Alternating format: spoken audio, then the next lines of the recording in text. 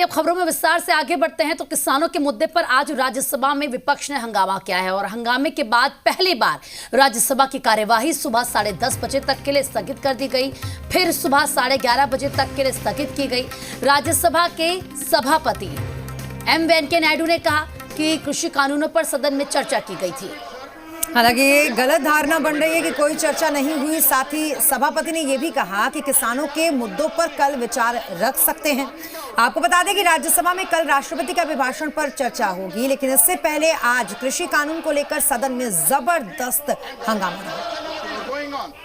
Members are interested in question hours and disturbing like this. Whether they want question hour or not, let them place it on record. And from tomorrow, there will be discussion on Rashtrapati's Thanksgiving motion. Even Rashtrapati ji has mentioned about the farmers. I understand your concern. Then our discussion is that they don't want to run the house. They don't want. They want to disturb. This is not fair.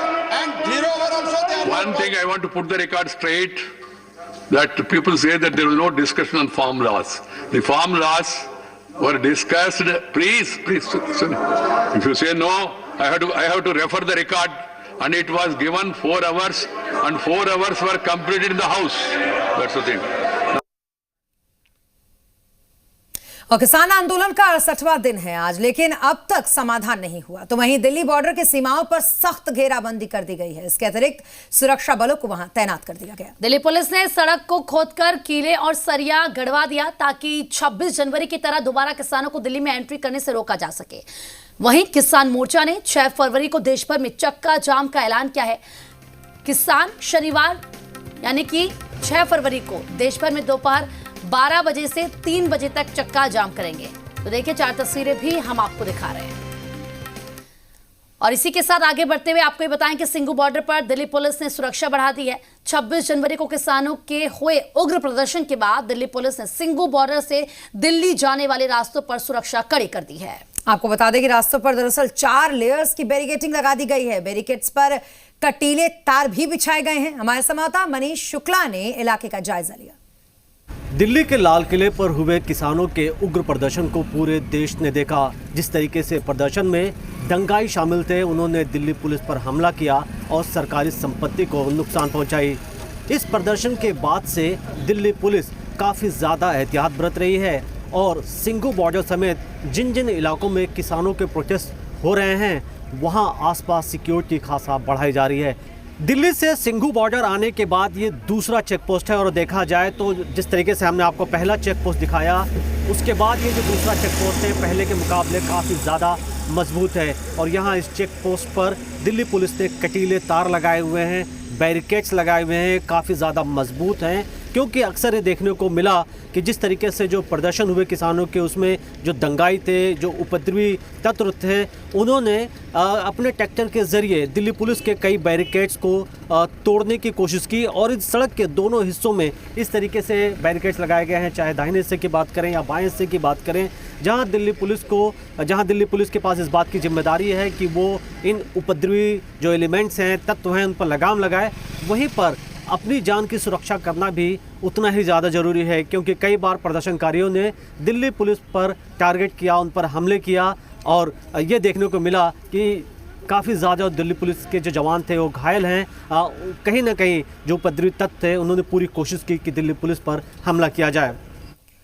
और इसी वजह से टिकरी border पर भी security के कड़े इंतजाम किए गए हैं। बॉर्डर पर किलेबंदी की गई है। हमारे संवाददाता हरीश की टिकरी बॉर्डर से रिपोर्ट देखिए। इस वक्त मैं मौजूद हूं दिल्ली और हरियाणा के टिकरी बॉर्डर पर और मैं आपको यहां पे एक सिचुएशन दिखाता हूं कि इस वक्त क्या चल रहा है। बात देखिए, मेरे जो आप दाहिने तरफ आप देख सकते हैं, वहां पर जो है अभी किसानों का प्रदर्शन चल रहा है। उसके बाद जो बैरिकेडिंग है, आप वो देखिए, 3 लेयर की सिक्योरिटी यहाँ पे दी गई है। पहले लेवल की बैरिकेडिंग के बाद किसानों का आना बिल्कुल मना है। वहाँ पर न किसान जाएंगे, ना पुलिस वाले जा रहे हैं। उसके बाद यहाँ पर एक बैरिकेडिंग कंक्रीट की गई है और दूसरे में मिट्टी भर दी गई है और इसको भी पक्का किया जाएगा। इसमें भी कंक्रीट से सीमेंट भरा जाएगा इसमें। और उसके बाद मैं आपको यहाँ पे दिखाता हूँ सिक्योरिटी डिप्लॉयमेंट। देखिए यहाँ पे जो सीआरपीएफ की टीम है, जो आरएएफ की टीम है, जो एसएसबी की टीम है, सारी तमाम पैरामिलिट्री फोर्स यहाँ पर तैनात हैं। उसके साथ साथ पुलिस फोर्स भी यहाँ पर तैनात है। लगातार फोर्स की तैनाती यहाँ पर बढ़ाई जा रही है। और एक जो चीज़ आप आजकल सोशल मीडिया पे बहुत देख रहे होंगे, वो सिचुएशन मैं आपको यहाँ पे दिखाता हूँ कि ये फ़ोटो आजकल बहुत सोशल मीडिया पे वायरल हो रही है पिछले 2 दिन, एक दिन पिछले कल से। और आप यहाँ पे सिचुएशन देखिए, यहाँ पर कील लगा दी गई हैं, कीलों से यहाँ पूरे कंक्रीट के अंदर कील और बड़े बड़े जो सरिया होते हैं उनको लगा दिया गया है कि अगर 26 तारीख जैसी हिंसा की सिचुएशन अगर कुछ भी आती है यहाँ पर, तो उससे निपटने का पूरा इंतजाम यहाँ पर पैरामिलिट्री और सेना ने किया हुआ है। उसके बाद आपको ये भी बता दें कि पुलिस और पैरामिलिट्री के तमाम आला ऑफिसर यहाँ पर मौजूद हैं जो सिचुएशन को लगातार मॉनिटर कर रहे हैं। तो अगर किसी तरह की कोई ऐसी सिचुएशन पैदा हो जाती है जिसमें 26 तारीख जैसी सिचुएशन क्रिएट होती है दोबारा, तो उससे निपटने के यहाँ पे तमाम इंतजाम कर लिए गए हैं। कैमरा पर्सन गोपाल के साथ हरीश झा, जी मीडिया, दिल्ली। तो देखिए, किसान आंदोलन जारी है और सरकार किसानों से बातचीत के लिए तैयार है। कृषि राज्य मंत्री कैलाश चौधरी ने कहा, संवाद से ही किसानों का समाधान होगा।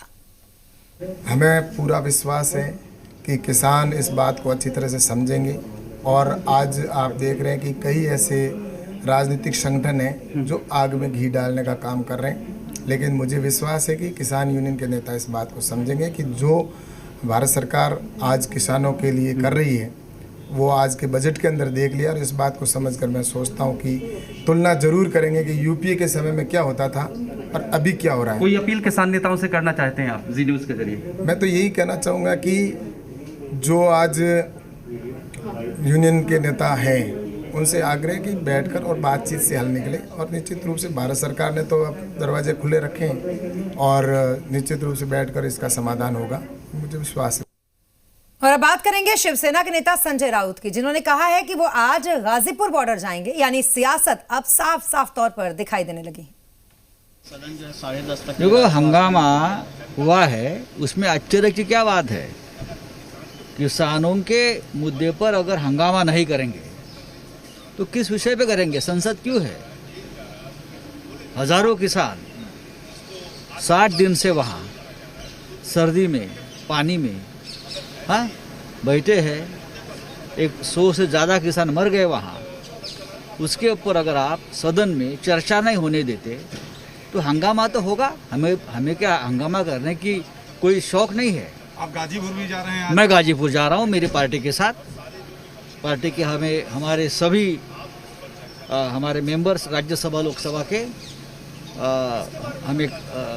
आज हमें जाएंगे, किसानों से मिलेंगे, नेताओं से मिलेंगे और हमारा जो संवेदना है हम व्यक्त करेंगे। जो 2021 और महाराष्ट्र सरकार में मंत्री और एनसीपी नेता नवाब मलिक का क्या कहना है, सुनिए आप। आत्मनिर्भर भारत का मतलब ये नहीं कि विदेशी कंपनी आकर भारत में ईस्ट इंडिया कंपनी की तरह राज कर ले। पहले का आत्मनिर्भर भारत ये भारतीय कंपनियों का भारत था। मोदी जी विदेशी कंपनियों का भारत बनाना चाहते हैं और जो भारतीय कंपनियां हैं उन्हें कहीं ना कहीं विदेशी कंपनियों के हाथ में देना चाहते हैं। हमें लगता है कि ईस्ट इंडिया कंपनी की तरह देश को विदेशी ताकतों के हाथों में मोदी जी सौंपना चाहते हैं। जाहिर सी बात है, एक के बाद एक जो सियासत है वो किसान आंदोलन को लेकर फिलहाल गर्म हुई है। लेकिन बीजेपी के प्रवक्ता शहनवाज हुसैन ने क्या कुछ कहा है, किसान आंदोलन को लेकर किस तरीके से विपक्ष पर हमला बोला, ये भी आपको सुनवाते हैं। कांग्रेस अगर ये चाहती है कि लाल किले पर जिसने झंडा फहरा दिया, जाकर तिरंगे की जगह किसानों का झंडा या निशान साहब फहरा दिया, उसको अगर कांग्रेस इनाम देना चाहती है, लीगल एड देना चाहती है, तो कांग्रेस करे। कांग्रेस की सरकार ये ऐलान कर रही है, तो इसका मतलब ये है कि क्या कांग्रेस की सरकारों ने उकसाने का काम किया, उनको लाल किले की तरफ भेजने का काम किया। और अब कैप्टन अमरिंदर सिंह कह रहे हैं कि वो लीगल एड देंगे। क्या दिखाना चाहते हैं, देश में क्या संदेश देना चाहते हैं?